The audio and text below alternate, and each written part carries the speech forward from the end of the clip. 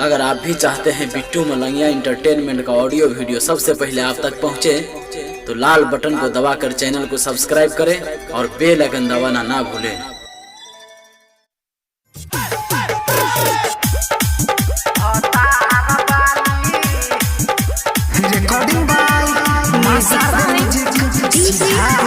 अपने सब सुन रहा छी बिट्टू मलंगिया एंटरटेनमेंट के। शादी रचाई के ससुरा गेला फोन के लिए तो पढ़ देला गाली। गई भतार बाली हाँ तोरी के दिल हमर ससुरा गेला फोन के लिए तो पढ़ देला गाली। गई भतार बाली गछौरिया भतार बाली डीजे गुड मधुबनी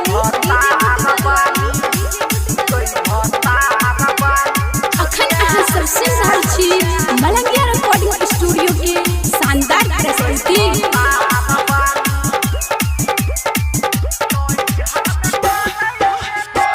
नैहर में करे छले हमरे से छौरी आ तू प्यार दे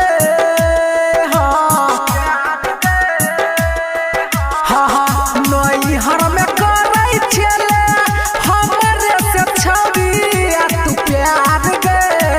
ससुरा जाई के भूल गेलही अपना पुराना कायार के देखी के हमारा टोट के चलै छै मारै छै जोर सताली। गई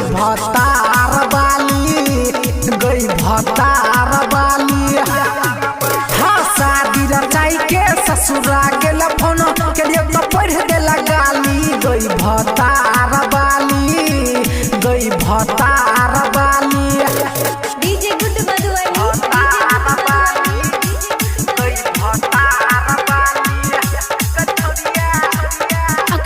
सबसे साक्षी मलंगिया रिकॉर्डिंग स्टूडियो के शानदार प्रस्तुति।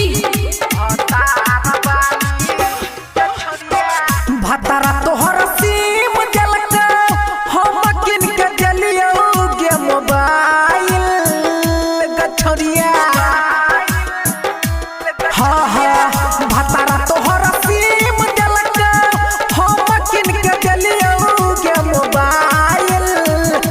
भेलौ बियाह तगर की मारै चकू दे सटाइल। राम कुमार राइटर पंकज के दिहल लगबै छाव ठलाली। गई भतार बाली